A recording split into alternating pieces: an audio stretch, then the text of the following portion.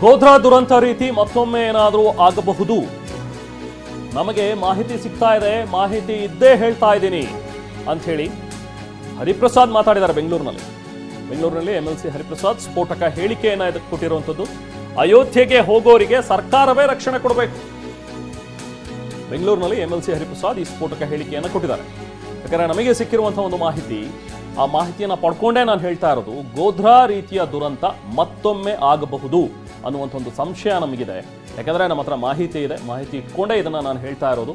ಹಾಗಾಗಿ ಅಯೋಧ್ಯೆಗೆ ಯಾರೆಲ್ಲ ಹೋಗ್ತಾರೋ ಅವರ ರಕ್ಷಣೆ ಸರ್ಕಾರದ ಜವಾಬ್ದಾರಿ, ಸರ್ಕಾರವೇ ಕೊಡಬೇಕು ಅವರಿಗೆ ರಕ್ಷಣೆ ಅಂತ ಹೇಳಿದ್ದಾರೆ. ರಾಮ ಮಂದಿರ ಕಟ್ಟಿರ್ತಕ್ಕಂಥದ್ದು, ನಾನು ಒಬ್ಬ ಹಿಂದೂ ಆಗಿ ಹೇಳ್ತಕ್ಕಂಥದ್ದು, ಯಾರಾದರೂ ಧಾರ್ಮಿಕ ಗುರುಗಳು ಬಂದು ರಾಮ ಮಂದಿರವನ್ನ ಉದ್ಘಾಟನೆ ಮಾಡ್ತಾ ಇದ್ರೆ ಅಂದ್ರೆ ನಾವೆಲ್ಲರೂ ಸಹ ಯಾವುದೇ ನಿಮಂತ್ರಣ ಅಮಂತ್ರಣ ಇಲ್ಲದೆ. ರಾಮಚಂದ್ರನ್ ಹಸು ಸಾಕಣೆ ಮಾಡಿ ಕೇವಲ 10 ಹಸುಗಳಿಂದ 18 ಲಕ್ಷ ಗಳಿಸ್ತಿದ್ದಾರೆ. ನೀವು ಕೂಡ ಅವರಿಂದ ಕಲಿಬೇಕಾ? ಅವ್ರ ಜೊತೆ ವಿಡಿಯೋ ಕಾಲ್ ನಲ್ಲಿ ಮಾತಾಡಬೇಕಾ? ಈಗಲೇ ಫ್ರೀಡಮ್ ಆಪ್ ಡೌನ್ಲೋಡ್ ಮಾಡಿ. ಹೋಗ್ತಾ ಇದ್ವಿ. ಇದು ಮಾಡ್ತಾ ಇರೋದು ವಿಶ್ವಗುರು ಯಾವ ಧರ್ಮಕ್ಕೆ ಸೇರಿದ್ದಾರೆ ಅನ್ನೋದು ಇನ್ನೂ ಸಹ ಗೊತ್ತಿಲ್ಲ. ಅಮಿತ್ ಶಾ ಯಾವ ಧರ್ಮಕ್ಕೆ ಸೇರಿದ್ದಾರೆ ಅಂತ ಗೊತ್ತಿಲ್ಲ. ಅವ್ರೇನು ಧರ್ಮಗುರುಗಳ? ಇದು ರಾಜಕೀಯ ಕಾರ್ಯಕ್ರಮ. ರಾಮ ಮಂದಿರ ಉದ್ಘಾಟನೆ ಮಾಡ್ತಕ್ಕಂಥದ್ದು ಇದು ಧಾರ್ಮಿಕ ಕಾರ್ಯಕ್ರಮ ಇಲ್ಲ, ಇದು ರಾಜಕೀಯ ಕಾರ್ಯಕ್ರಮ. ಇದನ್ನು ರಾಜಕೀಯವಾಗಿ ನೋಡಬೇಕಾಗುತ್ತೆ ವಿನಃ ಧಾರ್ಮಿಕವಾಗಿ ನೋಡ್ಲಿಕ್ಕೆ ಆಗೋದಿಲ್ಲ. ನನಗೆ ಏನು ಸ್ವಲ್ಪ ಬುದ್ಧಿ ಇದೆ, ಅದರ ಪ್ರಕಾರ ಹಿಂದೂ ಧರ್ಮದ ಮುಖ್ಯಸ್ಥರು ಅಂತ ಹೇಳಿದ್ರೆ ಶಂಕರಾಚಾರ್ಯರು ಅಂತ ನನಗೆ ತಿಳಿದಿರ್ತಕ್ಕಂಥದ್ದು. ಶಂಕರಾಚಾರ್ಯರು ಇಲ್ಲ, ನಮ್ಮ ಹಿಂದೂ ಧರ್ಮದ ಯಾವುದೇ ಧಾರ್ಮಿಕ ಗುರುಗಳು ಹೋಗಿ ಅದನ್ನು ಉದ್ಘಾಟನೆ ಮಾಡಿದ್ರೆ ನಾವು ಹೋಗ್ತೀವಿ. ನರೇಂದ್ರ ಮೋದಿಯವರು, ಅಮಿತ್ ಶಾ ಧಾರ್ಮಿಕ ಗುರುಗಳೆಲ್ಲ ರಾಜಕೀಯ ನಾಯಕರು. ಅದರ ಬಗ್ಗೆ ಯೋಚನೆ ಮಾಡಬೇಕಾಗ ಕರ್ನಾಟಕ ರಾಜ್ಯದಲ್ಲಿ ಸರ್ಕಾರ ಎಲ್ಲ ರೀತಿಯ ಕಟ್ಟೆಚ್ಚರಗಳನ್ನು ಸಹ ವಹಿಸ್ಕೊಳ್ಬೇಕು. ಯಾಕೆ ಅಂತ ಹೇಳಿದ್ರೆ ಗುಜರಾತಲ್ಲಿ ಇದೇ ಸಂದರ್ಭದಲ್ಲಿ ಕರ್ಸೇವಕರ ದಹನ ನಡೆದಿತ್ತು ಗೋಧ್ರಾದಲ್ಲಿ.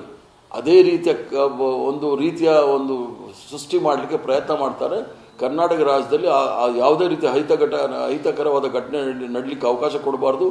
ಯಾರ್ಯಾರು ಅಯೋಧ್ಯೆಗೆ ಹೋಗ್ತಾರೋ ಅವ್ರಿಗೆ ಹೋಗ್ಲಿಕ್ಕೆ ಎಲ್ಲ ರೀತಿಯ ಬಂದೋಬಸ್ತನ್ನು ಮಾಡಿಕೊಡ್ಬೇಕಾಗುತ್ತೆ. ಇಲ್ಲಾಂದರೆ ನಾವು ಮತ್ತೊಂದು ಗೋಧ್ರಾನ ಕರ್ನಾಟಕದಲ್ಲಿ ನೋಡ್ಲಿಕ್ಕೆ ಆಗೋದಿಲ್ಲ.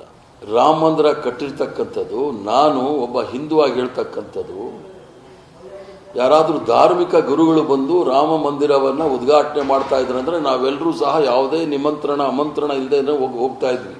ಇದು ಇವತ್ತು ಹರಿಪ್ರಸಾದ್ ಅವರು ಮಾತಾಡಿರುವಂತಹ ಮಾತುಗಳು. ಬನ್ನಿ ಬಗ್ಗೆ ಮತ್ತಷ್ಟು ಡೀಟೇಲ್ಸ್ ಪಡಿತಾವೋಣ. ನಾವು ಪ್ರತಿನಿಧಿ ಪ್ರಸನ್ನ ಈಗ ನಮ್ಮ ಜೊತೆಗೆ ಜಾಯ್ನ್ ಆಗಿದ್ದಾರೆ. ಪ್ರಸನ್ನ, ಇವತ್ತು ಹರಿಪ್ರಸಾದ್ ಅವರ ಒಂದು ಮಾತುಗಳನ್ನ ಕೇಳ್ತಾ ಇದ್ರೆ, ಸೊ ಅವ್ರು ಹೇಳುವಂಥದ್ದು ಒಂದು ವಿಚಾರ, ಹೌದು ಇದೊಂದು ಧಾರ್ಮಿಕ ಕಾರ್ಯಕ್ರಮ ಆಗಿದ್ದರೆ ನಾವೆಲ್ಲರೂ ಕೂಡ ಪಕ್ಷಾತೀತವಾಗಿ ಹೋಗ್ತಾ ಇದ್ವಿ, ಆದರೆ ಇದೊಂದು ರಾಜಕೀಯ ಕಾರ್ಯಕ್ರಮ, ಇದನ್ನ ರಾಜಕೀಯವಾಗಿ ನೋಡಬೇಕು ಅನ್ನುವಂಥದ್ದು ಒಂದು ಅಂಶ. ಬಟ್ ಬಹಳ ಮುಖ್ಯವಾಗಿ ಹೇಳಿರುವಂಥದ್ದು ಗೋಧ್ರಾ ರೀತಿಯ ಒಂದು ಘಟನೆ ಇಲ್ಲಿ ನಡೀಬಹುದು ಅನ್ನೋ ಮಾಹಿತಿ ಇದೆ ಅಂತ ಹೇಳಿ. ಸೊ ಹೇಗೆ, ಯಾವ ಆಧಾರದ ಮೇಲೆ ಇವರು ಇದನ್ನ ಹೇಳ್ತಾ ಇದ್ದಾರೆ ಮತ್ತೆ ಯಾವೆಲ್ಲ ವಿಚಾರಗಳನ್ನ ಪ್ರಸ್ತಾಪ ಮಾಡಿದ್ರು ಇವತ್ತು?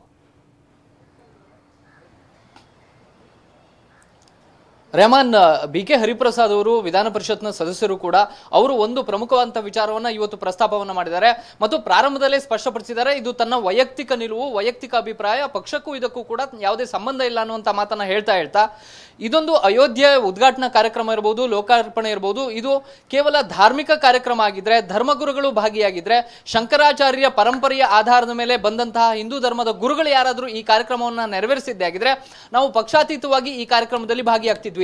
ಆದ್ರೆ ಇದು ಕೇವಲ ಒಂದು ರಾಜಕೀಯ ಕಾರ್ಯಕ್ರಮವಾಗ್ತಾ ಇದೆ, ರೋಡ್ ಶೋ ಆಗ್ತಾ ಇದೆ. ಮೋದಿ ಮತ್ತು ಅಮಿತ್ ಶಾ ಅವರು ಯಾವ ಧರ್ಮಕ್ಕೆ ಸೇರಿದವರು ಅನ್ನುವಂಥದ್ದನ್ನೇ ಅವರು ಸ್ಪಷ್ಟಪಡಿಸ್ತಾ ಇಲ್ಲ. ಕೇವಲ ರಾಜಕೀಯ ಕಾರಣಕ್ಕೋಸ್ಕರ ಇಂಥ ಒಂದು ವೇದಿಕೆಯನ್ನು ನಿರ್ಮಾಣ ಮಾಡಲಾಗಿದೆ. ಧಾರ್ಮಿಕ ಕಾರ್ಯಕ್ರಮವಾಗಿದ್ರೆ ಎಲ್ಲ ನಾಯಕರು ಕೂಡ ಭಾಗಿಯಾಗಬೇಕಾಗಿತ್ತು, ಎಲ್ಲ ಧರ್ಮದವರು ಭಾಗಿಯಾಗ್ತಾ ಇದ್ರು ಮತ್ತು ಪ್ರಮುಖವಾಗಿ ಧಾರ್ಮಿಕ ಗುರುಗಳು ಮುಂದೆ ಬಂದು ಈ ಕಾರ್ಯಕ್ರಮವನ್ನು ನಡೆಸಿಕೊಡ್ಬೇಕಾಗಿತ್ತು. ಆದ್ರೆ ಧಾರ್ಮಿಕ ಗುರುಗಳು ಈ ಕಾರ್ಯಕ್ರಮದಲ್ಲಿ ಭಾಗಿಯಾಗ್ತಾ ಇಲ್ಲ, ಕೇವಲ ರಾಜಕೀಯ ಉದ್ದೇಶದಿಂದ ಮಾತ್ರ ಈ ಒಂದು ಅಯೋಧ್ಯೆಯನ್ನು ಬಳಸಿಕೊಳ್ಳಲಾಗ್ತಾ ಇದೆ ಅನ್ನುವಂತ ಒಂದು ಅಂಶವನ್ನ ಇಲ್ಲಿ BK ಹರಿಪ್ರಸಾದ್ ಅವರು ಪ್ರಸ್ತಾಪ ಮಾಡ್ತಾ ಇದ್ದಾರೆ. ಇದರ ಜೊತೆಗೆ ಹರಿಪ್ರಸಾದ್ ಅವರು ಹೇಳಿರುವಂತಹ ಇನ್ನೊಂದು ಮಾತು ಕೂಡ ಅತ್ಯಂತ ಗಮನಾರ್ಹವಾಗಿದೆ. ಅದು ಹಿಂದೆ ಕಾರಸೇವಕರು ವಾಪಸ್ ಬರುವಂತಹ ಸಂದರ್ಭದಲ್ಲಿ ಗೋಧ್ರಾ ಹತ್ಯಾಕಾಂಡ ನಡೀತು, ಅಂಥದ್ದೇ ಮಾದರಿಯಲ್ಲಿ ಒಂದಷ್ಟು ಅಹಿತಕರ ಘಟನೆಗಳು ನಡೆದ್ರೂ ಕೂಡ ಆಶ್ಚರ್ಯ ಪಡಬೇಕಾಗಿಲ್ಲ.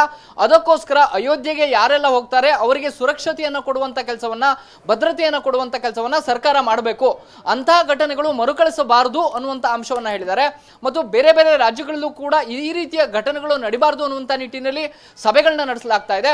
ನಮ್ಮ ರಾಜ್ಯದಲ್ಲೂ ಕೂಡ ಅಯೋಧ್ಯೆಗೆ ತೆರಳುವಂತವರಿಗೆ ಭದ್ರತೆಯನ್ನು ಕೊಡುವಂತ ಕೆಲಸವನ್ನ ಸರ್ಕಾರ ಮಾಡಬೇಕು ಅನ್ನುವಂತ ಆಗ್ರಹವನ್ನ ಹೇಳಿದ್ದಾರೆ.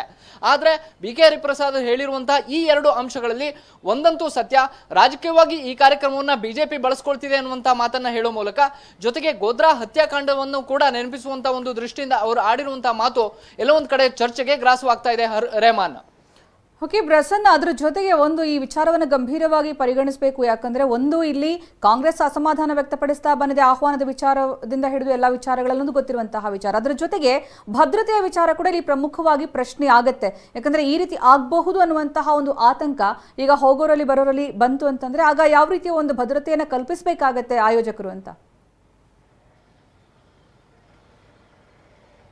ಖಂಡಿತ ಸುಕನ್ಯಾ, ಕೇವಲ ಇದನ್ನ ರಾಜಕೀಯ ದೃಷ್ಟಿಯಿಂದ ಮಾತ್ರ ನೋಡೋದಕ್ಕೆ ಸಾಧ್ಯವಿಲ್ಲ, ಅಥವಾ ಇದೊಂದು ಧಾರ್ಮಿಕ ಕಾರ್ಯಕ್ರಮ ಅಂತ ಮಾತ್ರ ನೋಡೋದಕ್ಕೆ ಸಾಧ್ಯವಿಲ್ಲ.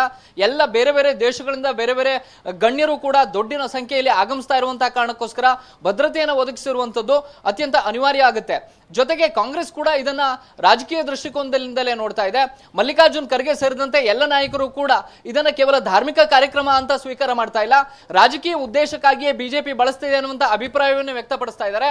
ಮತ್ತು ಈ ಕಾರಣಕ್ಕೋಸ್ಕರವೇ ಆ ಕಾರ್ಯಕ್ರಮದಲ್ಲಿ ಯಾವೆಲ್ಲ ಗಣ್ಯರು ಭಾಗಿಯಾಗಬೇಕು, ಆಹ್ವಾನ ಬಂದಂತ ಪ್ರತಿಯೊಬ್ಬ ಕಾಂಗ್ರೆಸ್ನ ನಾಯಕರು ನಮ್ಮ ಜೊತೆಗೆ ಮಾತಾಡೋದಕ್ಕೆ ಎಸ್ ಪ್ರಸನ್ನ ಹಾಗೆ ಸಂಪರ್ಕದಲ್ಲಿ ಇನ್ನಷ್ಟು ಮಾಹಿತಿಯನ್ನು ಪಡಿತೀನಿ.